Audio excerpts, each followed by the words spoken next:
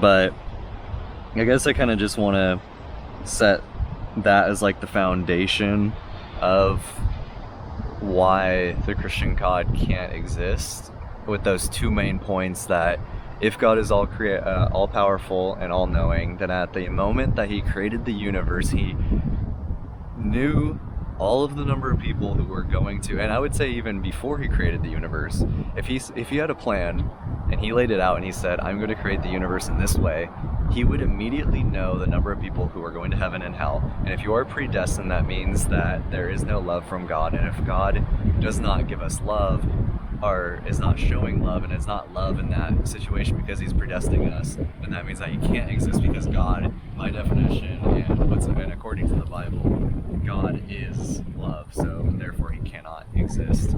And then the second point, main point I was making, was that people who grow up in other countries, you're basically dispositioned, because you're at a disadvantage because you were born in another country, to come to the realization that Jesus Christ is the only way, and that the Christian God is the only God, and and Christianity is the true religion. And because of all of just basically because of where you're born, you're going to be screwed. And I think I wanted to make a point as well too, is people who are born in Africa, and they're essentially working in mines from the time they're, I don't know, 4 or 5 years old. I'm assuming, or even if we just say it's 6 years old. Let's say you're 6 years old working in a mine, you're harvesting diamonds in Africa, and that's pretty much what happens to you basically your whole life. You end up working super hard and you end up being sick, and then maybe you die. I don't know how young in this example, but maybe you die when you're 12 in an accident or something like that.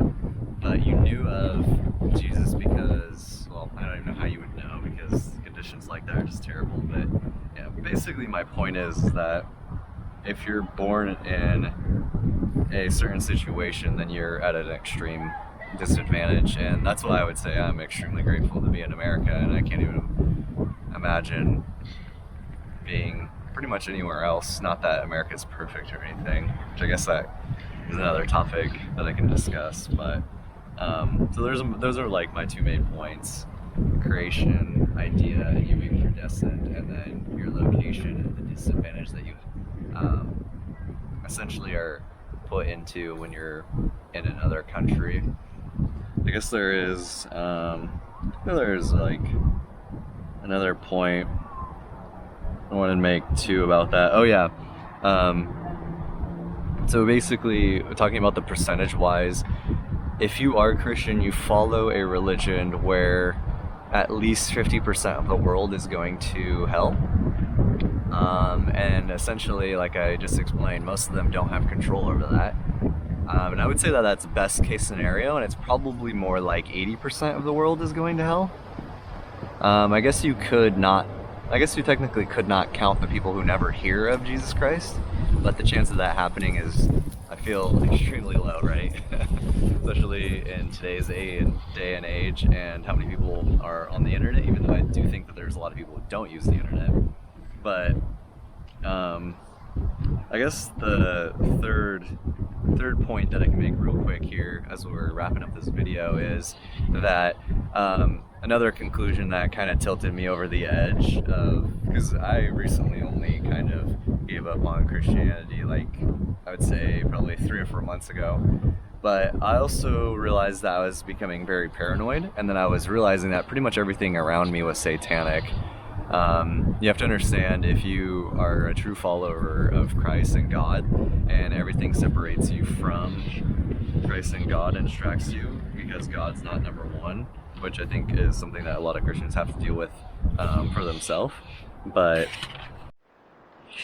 it would say that a lot of things are actually satanic, and I don't want to get too much into this, but basically, if you don't believe the people who run the world and control our media and music are satanic according to the Bible, I think it would be pretty obvious that they are, and that they are essentially controlling us and keeping us from the Bible, if you believed in that, and making us not Christian. And I would say that a lot of people who are Christian, their kids don't wait till marriage to engage in intercourse. They also allow their kids to watch satanic movies and music and things of that nature. So, but like I said, I don't believe in any of that. But if you were to be a part of Christianity and have those beliefs, then you would have to believe that basically everything around us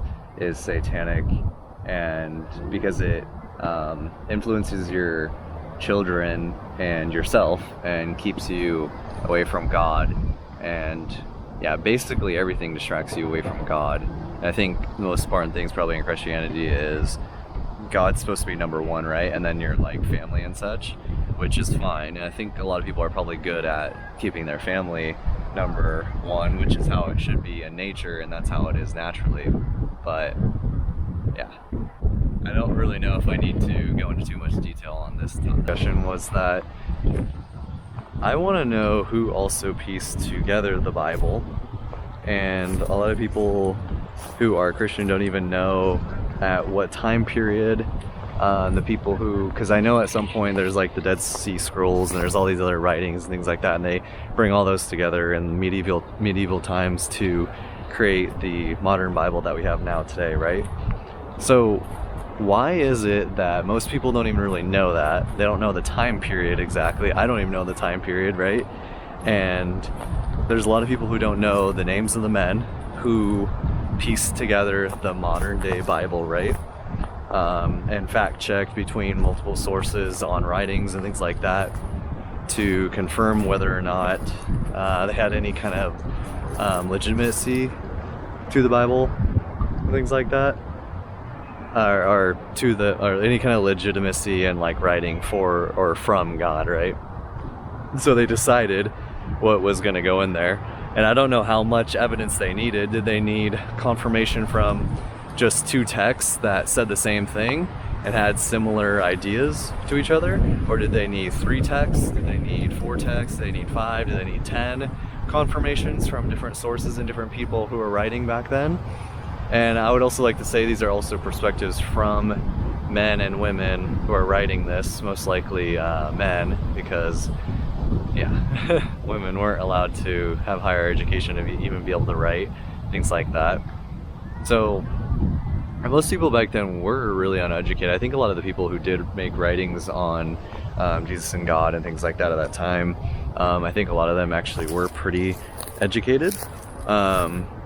But what about the ones that weren't? And all the things that the people saw who weren't educated and weren't able to give their story? What happened with them? But yeah, like I said, we don't know, most people who are Christian don't know any of the names at all of any of the people back in the medieval times who put the Bible together, the modern day Bible, and pieced it together. We also don't know, like I just stated, we don't know what was the method used to do that and piece the Bible together. And I think that is a huge issue, and we also don't know exactly what the time period was and who was the king, what country did this come from. I'm assuming England, right? But it might not have been England. But we don't know any of these things that are essential pieces to, it's not the foundation of the religion, but it's the foundation and essential pieces to where we are getting our information from, because we're getting from this book, right? But who put together this book? And no one knows anything about it. Like, it's just, it kind of blows my mind. I'm sure that there's some pastors out there or people who are very educated in like the literature of the Bible and the history of the Bible and things like that, but we don't even, this should be something that I wouldn't necessarily say I think probably every Christian should know this, but this is something that shouldn't, it's not something that I should be questioned, especially me. I've been going to my Christian church for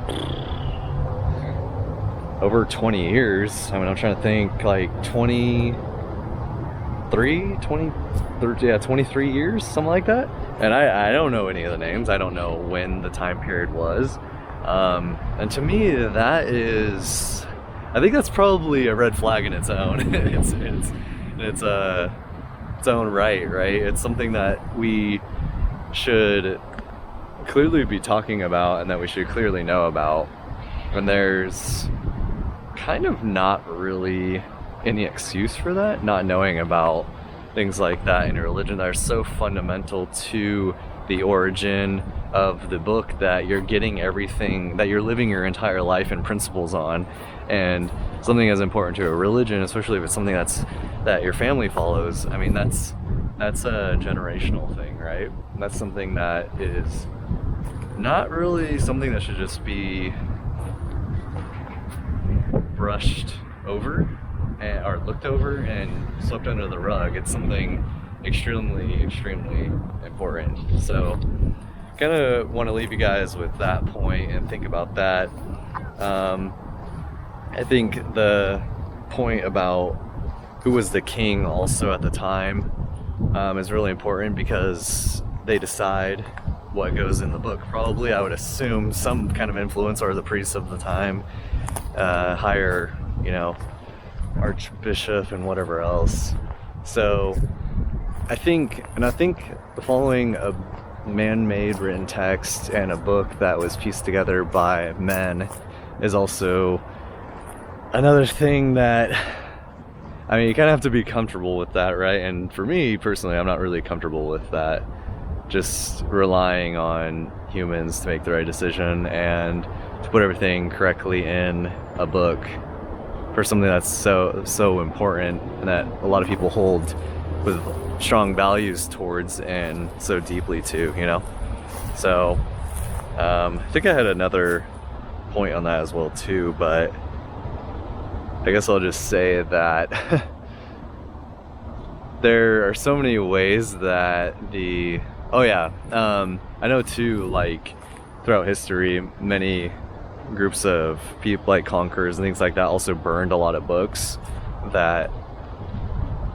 destroyed complete libraries. I think the National Socialist Party of Germany did that in World War I or II, something like that.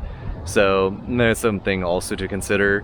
Some of those lost sea scrolls and things like that, writings that probably could have been put in the Bible, also probably got burned or destroyed at some point. I mean, we definitely know that they got destroyed, but I think that's important to realize that there's probably a decent amount that should have been put into the Bible as well too, even though there's a lot in there, don't get me wrong. But I hope you guys leave your comments down in the comment section below and kind of give me some feedback. I definitely love to hear other perspectives, and I'm always open to discussing these type of things, and maybe you bring up a point that I can debate on my next video. So yeah, you guys have a good one. Peace.